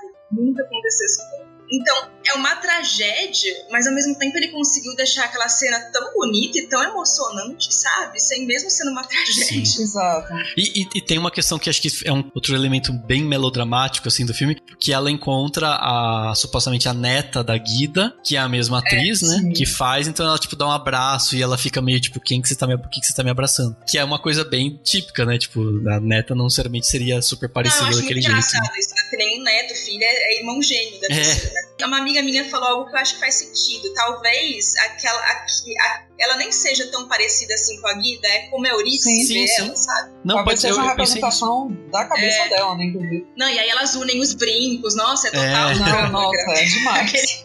Ali, se a pessoa não chorar, realmente o coração já do momento morreu. Que a Filó morre pra frente, eu chorei o tempo todo, assim, basicamente. A hora que colocaram a Fernanda Montenegro, eu falei, não, é sacanagem, sabe? É impressionante, né? Porque a Fernanda Montenegro, quando ela aparece, em questão de 5 segundos, eu já tô olhando pra ela dizendo, meu Deus, deu um Oscar pra essa mulher, pelo amor de Deus. Ela, em 5 segundos, ela já tá, tipo, tá ok, perfeita, deu um Oscar pra ela. E ela quase não tem fala, né? Não são falas, tá no exatamente. Acho que o jeito dela falar, né, tal. Eu lembro uma vez que eu dei risada que acho que foi na época das Olimpíadas que ela leu um poema, né, teve um poema com leitura dela na abertura. Aí falaram assim, gente, claro que a gente vai chorar. A Fernanda Montenegro lendo bula de remédio faz as pessoas chorarem, né? E é bem isso, assim. Exatamente. Mas é interessante, vocês estavam falando da questão de unir os brincos e de chorar no final e tal. É muito louco isso, né? Como que é justamente na sutileza que tá o fato de não ser um melodrama, sabe, clichê e exagerado, né? Que nem esses que tem aos montes em filmes, em novelas e tal. Ou seja, tipo, é justamente o fato de tudo ser sutil. É como se, acho que o Karim chega no limite, né? Assim, mais um pouco, se tivesse uma música mais assim, choro mais estridente, já cai naquela coisa de, gente, pelo amor de Deus, né? Para com esse, né? Que filme mais, né? Tipo aqueles filmes tem uns filmes que passam na sessão da tarde, que são super, hoje em dia, né? Que acho que a Globo vem passando nos filmes da Sessão da Tarde, uns melodramas bem exagerados. Então é muito legal como que ele chega naquele limite e não passa de lá, e daí por isso que a gente fica tão emocionado, por isso que a gente fica tão envolvido, né? Porque é tudo muito... Como falar? É extremamente cuidadoso. E muito crível, assim, tipo, até aquela cena lá do restaurante, que poderia ser uma coisa, tipo, muito... nossa, que forçado, gente, imagina, jamais. Não, faz muito sentido, a forma como as coisas se desenham, a forma como elas chegam no restaurante, a maneira como, né, uma coisa vai se dar, faria sentido. E esses desencontros da vida realmente acontecem, né? Na vida real, no dia a dia. Então, pra mim, isso é muito incrível, assim. Quando eu toco, eu desapareço. Não desaparece. Desaparece! Não esquece que essa tua irmã vai cuidar do teu filho, que precisa muito mais de ti. Tô pensando o dia inteiro na mulher que morreu. Tu não morreu? Ela tava falando dessa questão da atuação comedida da Fernanda, né? Que ela não fala muito, que ela acaba se expressando pouco e tudo. E pra mim, me lembrou muito a atuação da Glenn Close na Esposa, né? Que pra mim é aquela... É como se o mundo estivesse passando dentro da cabeça dela, as emoções, a vivência, e ela vai expressando tudo através de um olhar, uma levantada de sobrancelha, um comentário aqui solto e tudo. Então eu acabei lembrando muito dessa atuação, porque realmente foi a sensação que a Fernanda me passou, né? Que tipo assim, ela pode não estar externando, mas dentro dela ela tá vivendo muitas emoções, muitas coisas estão acontecendo. Eu acho que uma das coisas que, por mais que eu veja elementos de exagero do melodrama, uma das coisas que faz tocar tanto e ser tão verossímil e não parecer, sabe, forçação de barra, aquele filme que coloca personagem com câncer pra fazer você chorar. Eu acho que uma das coisas que faz isso é a universalidade das histórias, assim. A gente conhece várias histórias como aquelas, sabe? Mesmo que haja elementos do exagero, a gente sabe que aquilo é real. E eu acho que tem muita delicadeza também na maneira de tratar. Eu sempre fico meio com o pé atrás quando um diretor vai filmar um filme que é só com atrizes e que tem cena de nudez, porque eu fico tipo, nossa, vai vir aí uma objetificação e tal. E eu acho que ele é cuidadoso, tão cuidadoso inclusive com isso, sabe? Como ele filma o corpo delas, elas nunca, em nenhuma cena estão sexualizadas. Nunca, absolutamente nunca. E mesmo tem acho que pelo menos duas, né? A do estupro, e tem uma que acho que é no sofá, que é bem indicada, que são até violentas, no sentido de claro que o estupro, obviamente, mas a outra também são fortes no sentido de que não é um amorzinho, né? Eles não estão fazendo amorzinho. Então é uma coisa que podia ser impactante e ele consegue não... E acho que isso tem a ver com o eu até coloquei na crítica que eu escrevi do filme, porque o Karim fala do feminino desde sempre, todos os filmes dele, né? Ele fala muito da mulher ou do feminino. E até quando ele fala de homem, ele fala do feminino que há no homem, né? Pelo menos foi a minha interpretação, enfim, baseada no Madame Satã, no Praia do Futuro, né? No Praia do Futuro ele questiona o masculino, mas enfim, ele fala um pouco de alguma maneira disso. E é muito isso, acho que ele tá tanto tempo pensando nesse tema, e ele é o filho da Guida, né? Basicamente, ele é um homem criado por mulheres, essencialmente, né? Pelo que eu vi da história dele, e é muito isso, né? Acho que isso foi fazendo a visão dele, transformando a visão dele. Sim, que né? é muito importante, né? Porque realmente é uma preocupação que a gente acaba tendo quando vê um diretor homem falando de uma história feminina, enfim. Mas ele já apresenta esse cuidado. E é sempre muito difícil filmar nudez, né? E ele é delicado ao ponto de aquilo é pesado, é violento. O corpo delas são objetos, no sentido de que eles são objetos de cena, porque eles não valem nada para aqueles homens que estão ali. Mas ele não objetifica no sentido sexual, sabe? Eu acho que ele foi muito cuidadoso. Sim. A nudez como um todo no filme, né? Ela não é uma nudez sexualizada. Não, ao contrário, chega um momento que eu falei, nossa, gente, eu não aguento, pelo amor de Deus, não tem mais nenhuma cena de gente pelada nesse filme, que eu não aguento mais. Porque elas são muito pesadas. Exato, são incômodas, né? São incômodas.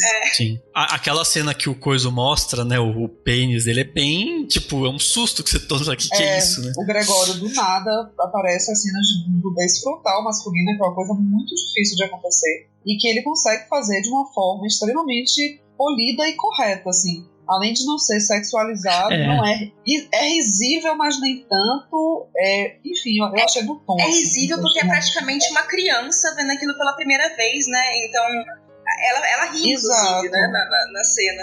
E eu acho uma reação tão natural, sabe? Imagina porque é uma menina tão inocente, assim, com uma pelada pela primeira vez. Exato, ela nunca teve contato com o masculino. É a primeira vez ali. Então ela não sabe o que esperar. É tudo muito Eu gostei muito, assim, de como ele filma os corpos. E assim, até entrando em um outro elemento que a gente comentou também, eu gosto muito do som do filme também. Eu acho que o som ele tem um papel muito importante. Você falou da cena que a Guida é expulsa de casa, o som de tempestade. É muito frequente ter ruído, sabe, na vida delas. A Eurídice recebe a notícia que tá grávida, tem um ruído incômodo de fundo. Aí a hora que ela recebe o telefonema contando que o cara achou a lápide da Guida, o rádio também ensurdecedor. O filme é cheio de ruídos que incomodam. É como se elas estivessem sendo silenciadas, né? É forte. Também acho que é um trabalho também brilhante do Benedict. Eu acho ela linda, assim. Eu acho uma trilha quase de ópera, assim, sabe? Eu acho ela tão bonita. Não, a trilha é super bonita. Eu até quis ver de novo, mas infelizmente não consegui, né? Tô gravando esse podcast tendo visto o filme lá na mostra, né? Na verdade foi uma exibição pra imprensa que teve na Mostra de São Paulo. Mas eu quero rever justamente pra prestar atenção nessas coisas, porque eu lembro que a trilha era muito linda e dentro do melodrama ele não passa aquele limite, né? Jamais é uma trilha extremamente emotiva, bonita, mas que jamais passa aquele limite de você falar assim, ai gente, nossa, tá me forçando a chorar, ou tá me forçando a sentir certo tipo de emoção. Não, eu acho que a trilha, ela contribui com o filme, ela não interfere diretamente, porque é o que a gente às vezes assiste nos filmes, que colocam a trilha especificamente para fazer a gente chorar em um determinado momento, sorrir em outro momento. Esse filme não. A trilha, ela vai compondo a cena, mas ela não é o protagonista da cena. Pra mim, isso faz toda a diferença. Eu acho que cinema é manipular emoções, né? Então não tem nada de errado nisso. O problema é quando a gente nota que a gente está sendo manipulado, né? Exato. Quando essa manipulação ela é desleal. Eu acho que esse que é meu incômodo, assim. A gente sabe que o filme tá o tempo todo manipulando a gente naquelas emoções. Mas quando é uma manipulação desleal, uma coisa que a trilha sonora tá manipulando, mas o roteiro não tá me oferecendo nada demais, isso me incomoda, sabe? E não é o caso. Eu acho que vai casando, tá tudo muito bom, tá tudo muito unido e tal. Então, pra mim, isso soa muito bem feito. Aí termina com um fado também, né? Os créditos finais que eu achei tão... Nossa, existe coisa mais triste que fado, gente. É muito...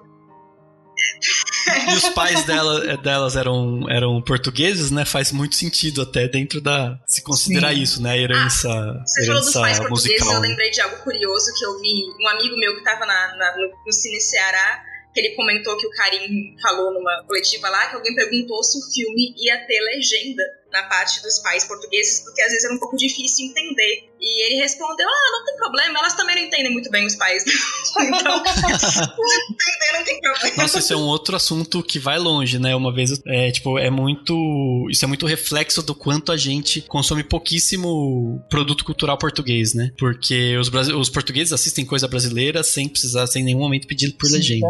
E, enfim, é outro tema. Mas, gente, já vamos pra um bom tempo de papo.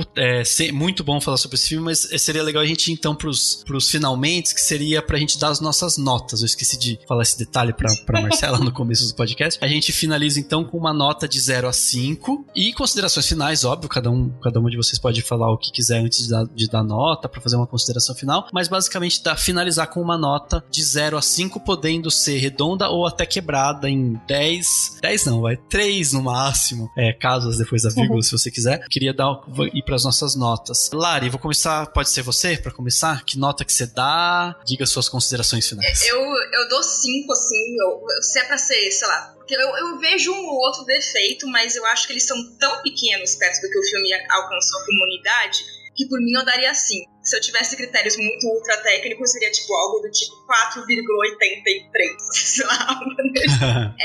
Mas pra mim tá no meu top 3 do ano, sabe? Não é nem top 5. Eu gosto mais dele, inclusive, do que do Parasita, que é o principal concorrente aí que ele vai enfrentar se ele passar. Eu gosto muito mais dele do que do Parasita. Eu não sei dizer se eu gosto mais dele do que de Bacurau, mas eu acho que é bem provável que sim, eu também gosto mais dele do que de Bacurau. Eu acho ele um dos grandes filmes do ano, assim, e talvez, não sei, ele vai perdurar. Eu espero que ele perdure aí por mais muitos anos na memória das pessoas.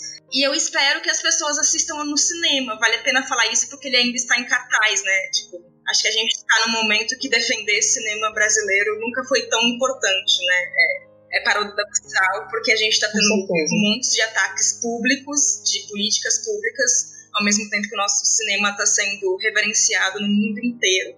Então, acho que quanto a gente puder contribuir, né, é uma forma de combater esse retrocesso aí. Então, por favor, assistam A Vida Invisível no cinema. Perfeito.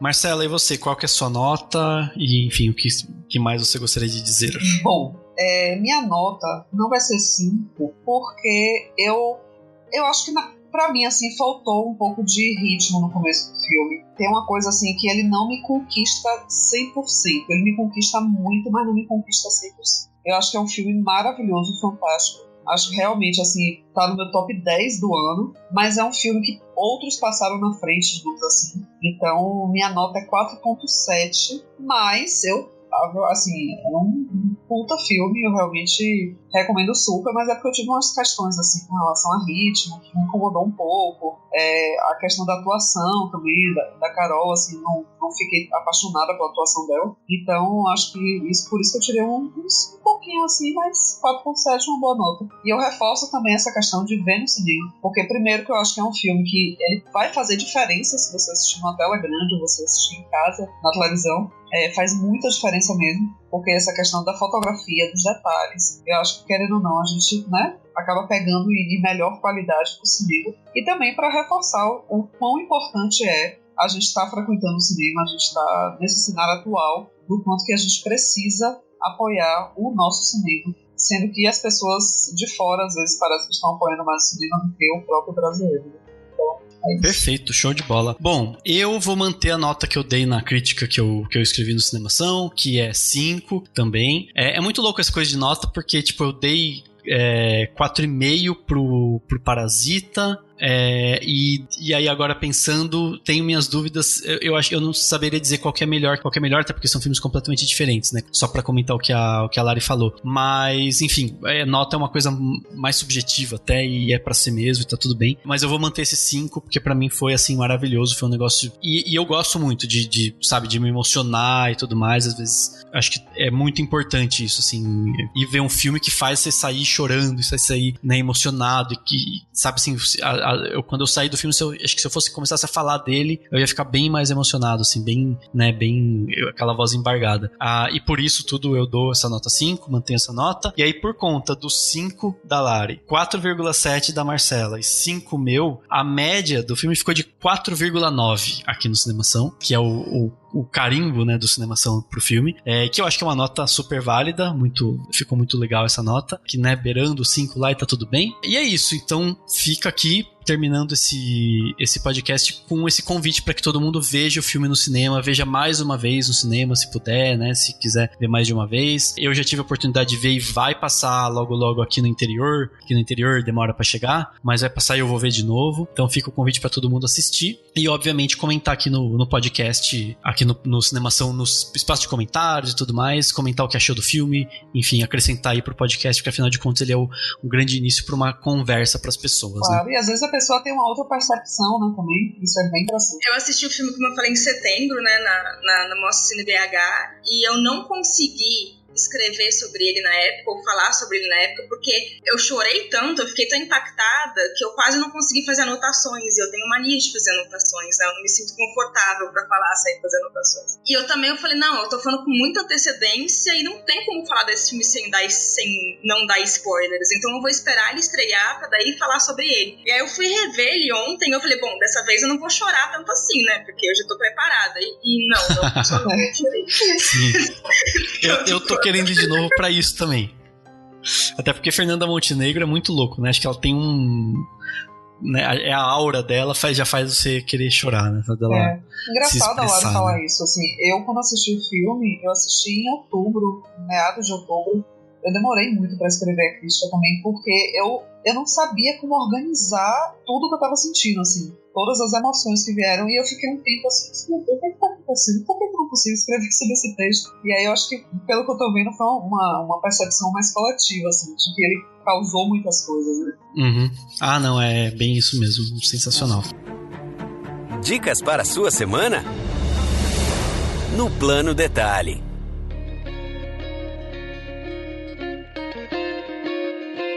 Chegando aqui no plano detalhe do Cinemação, no plano detalhe da semana, o momento aqui das dicas, o momento das pessoas falarem o que você pode ver além de A Vida Invisível. E eu queria começar pela Marcela. Marcela, já que é seu primeiro podcast aqui no Cinemação, queria que você indicasse o que você gostaria de indicar. Filme, cinema, série, o que for que você quiser. Dê sua indicação, seu plano detalhe pra gente. Então, eu vou indicar uma série que eu acho que já devem ter falado em algum momento, mas é uma série que eu comecei a assistir recentemente, tem umas 2 semanas, e pra mim eu já tô assim 100% conquistada, que é One Day at a Time. Gente, eu não sei se vocês já assistiram, mas a série é muito, muito interessante, assim. Ela tem um perfil de 20 minutos, é uma série engraçada, mas que ela fala sobre temas pertinentes, assim. Ela fala sobre depressão, ela fala sobre a descoberta do jovem, sobre questão de migração e tudo. Ela conta a história de uma família, é uma mulher que ela tá recém-separada, ela tem 2 filhos, mora ela, os 2 filhos e a mãe. Ela é cubana, ela mora nos Estados Unidos, ela serviu no exército, né, na guerra, e o marido, que também era da guerra, ele acabou ficando por lá mesmo e tudo, ele voltou, acabou se separando, e ela hoje em dia vive como uma mãe solteira, recém-mãe solteira, né, e tá começando a descobrir como lidar com essa nova vida, como lidar com questão de relacionamento, de como se inserir nessa questão de encontros, e ao mesmo tempo ela tá passando por uma depressão. Então, enfim, é muito, muito legal a série. Ela é muito cuidadosa, ela é muito... Você dá muita risada mesmo, mas ao mesmo tempo é aquela risada que você ri, mas tem um momento que você começa a chorar um pouco, sabe? Porque realmente a série é muito impactante, assim. Então, eu tô ainda finalizando a primeira temporada, mas até o presente momento eu já tô 100% apaixonada pela série, pelo roteiro e pelos personagens. Então, assistam One Day at a Time, que é muito, muito, muito boa. Show de bola. Vai estar o link no post. Isso. A gente deixa o link certinho para as pessoas, para quem quiser. Isso é da Netflix, então a série é facinha de assistir, né? Então... Sim. Eu adorei, eu também. Eu assisti já no Data Time. E acho que vai ter agora, vai continuar, né? Vai ter acho que uma 3ª temporada por um canal, né? Por alguma emissora. Isso. Ela ia ser cancelada, né? E aí depois voltaram com isso, enfim. Mas não vai ser a Netflix, né? Vai ser uma emissora de... Não lembro qual agora. Que vai lançar. Enfim, acho que vai ter uma coisa assim, mas não duvido que a Netflix depois exiba, né? Exatamente. Legal. Lari, qual que é seu plano detalhe? Bom, eu pensando como complementar da série, como eu falei, eu fiquei tão apaixonada pelo filme que eu fui ler o livro, eu fui procurar o livro depois, e eu recomendo porque eu acho que são leituras completamente diferentes da mesma história, assim. Não fiquem com medo de, mas eu já conheço essa história, porque são abordagens muito, muito, muito diferentes. O livro da Marta Batalha, ele é muito mais... Ele tem uma pegada um pouco de humor, assim, sabe? Ele é bem irônico, um humor bem ácido. E ele tá muito mais focado nessa sociedade do que era o Rio de Janeiro dos anos 50 para as mulheres, do que nas relações muito particulares, assim. Por mais que ele esteja também foque muito na Eunice, na vida. Tá muito focado. E os acontecimentos são bem diferentes, tá? O Karim tomou muita liberdade mesmo, porque ele mudou muito a história. Então eu acho que vale ler o livro, porque é uma outra maneira de ver a mesma história, sabe? E com outra abordagem, outra narrativa, é bem bacana. E um outro livro que não tem a ver, mas que o filme ele me fez lembrar, foi A Hora da Estrela, da Clarice Lispector, porque eu acho que ele é muito um filme sobre a Macabeia, né, que é a mulher invisível também, aquela personagem que ninguém vê, que todo mundo vê, na verdade, porque ela está em todos os centros de cidade o tempo todo, mas ninguém realmente enxerga quem ela é. E eu acho um dos grandes livros aí da literatura brasileira, eu recomendo. Por último, pode repetir recomendação? Claro, pode. Porque à vontade. Eu tenho quase certeza que no último que eu participei eu recomendei Fleabag, que também é uma série.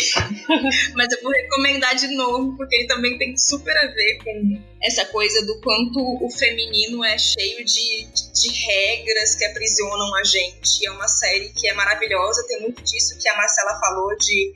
É engraçado, mas ao mesmo tempo emociona. Eu chorei e ri ao mesmo tempo em várias cenas. É uma série da Prime Video, da Amazon, então também facinho de achar. É uma série curtinha, em uma semana você mata a série inteira. Então Fica aí as recomendações. Perfeito, maravilha. Vou indicar então 2 coisinhas aqui pra fechar esse plano detalhe. A primeira coisa que eu vou indicar, as duas têm a ver com o podcast de hoje, né? A primeira o primeiro plano detalhe é um vídeo que foi produzido por um canal italiano, mas ele tem, na verdade o Karim tá falando em inglês e aí tem a legenda em italiano. É uma cena, é justamente ele explicando a cena, aquela cena que eu comentei aqui da Guida com o pai dela, antes sendo, né, no momento que ela é expulsa da casa. E ele fala sobre isso, sobre como foi gravar, como que foi as idas e vindas, como que ele faz, como que foi o momento, os sons que tinha, que não tinha e tudo mais, e as plantas e a tempestade. Ele conta, é super interessante e é um vídeo que foi feito por um canal italiano, provavelmente na época quando o filme passou em Cannes. Enfim, ele tá falando, o Karim fala em inglês, você só ouve ele e tem as legendas em italiano, de repente, pra quem não entende inglês tão bem, ou talvez as legendas italianas ajudem, talvez elas atrapalhem um pouco mais, não sei, mas fica a indicação desse vídeo, que é um vídeo bem legal que tem lá no YouTube. E o meu outro plano de detalhe tem a ver com o Bacurau, que a gente citou aqui, né? E que enquanto A Vida Invisível está no cinema e a gente fala vá pro cinema ver A Vida Invisível, Bacurau já tá saindo e tá estreando nessa sexta, no dia que esse podcast sai, e no sábado, em alguns outros, entre sexta e sábado, vai estar disponível já na Net, né? Imagino que no NetNow, na Sky, na Vivo, na Oi TV, no Look, no iTunes e no Google. Então, pra quem ainda não viu ou pra quem quiser rever, o filme já vai estar disponível para essas locações online, nos serviços de streaming, nesses serviços de streaming. Então fica aí o meu outro plano de detalhe para quem quiser rever Bacurau ou ver, se não viu ainda, já vai estar fácil de ver aí de casa mesmo. Enfim, vale muito a pena. E é isso. Inclusive, eu queria só dar esse adendo de Bacurau. Acho que é um filme que vale muito a pena ver mais de uma vez, porque na segunda vez que você assiste, você vai pegando outros detalhes, outras nuances, e pra mim o filme vai se tornando ainda mais forte. Então vale a pena ver de novo. Quem já viu no cinema, veja no streaming. Perfeito, maravilha.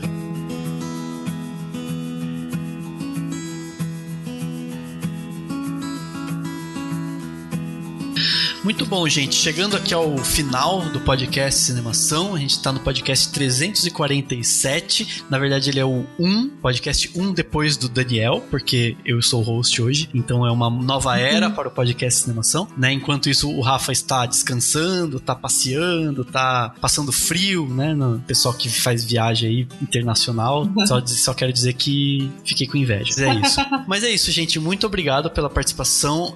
Lari, brigadão por ter participado desse episódio, foi muito bom, você acrescentou muito, adorei a sua participação, e é isso, conta pras pessoas aí onde que elas podem te achar pra conversar sobre este e qualquer outro filme, pra ver você falando de cinema, faça seu jabá. Fazendo meu jabá, o principal canal onde tem mais coisas é o YouTube, que é o Fora do Padrão, que é YouTube/Lari Padrão. Inclusive, Lari Padrão é como você me acha em todas as redes sociais, Twitter, Instagram.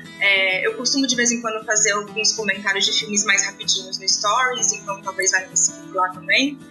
Padrão com O e N de navio no final. Não tem crítica de A Vida Invisível no meu YouTube ainda, porque como eu falei, eu não consegui elaborar, mas tem de Bacurau, incluindo uma entrevista com o Kleber, então fica aí o jabá para vocês irem lá conferir. Show de bola. Marcela, obrigado pela sua participação, adorei. Vou te chamar mais vezes, só quero dizer, tá? Então se preparem. Por favor. E, enfim, conta pras pessoas como que elas podem falar com você, ler seus textos, enfim, saber mais de você. Pronto, então, o pessoal pode me encontrar no Coisa de Cinéfilo. Tem um site Coisa de Cinéfilo, Instagram, Facebook, Twitter, tudo isso pode me encontrar. Todos os meus textos estão por lá. E pode me achar também como Marcela Jalinski. Não sei se o pessoal vai acertar escrever o Jalinski, mas me acha também em todas as redes sociais como Marcela Jalinski. E é isso. Me procurem por lá, que diariamente a gente está atualizando com textos, tanto eu quanto o restante da equipe. E sempre tem conteúdo bacana novo. Show de bola, perfeito. Brigadão, gente. O podcast Cinemação 347 fica por aqui e a gente se vê no próximo. Até semana que vem.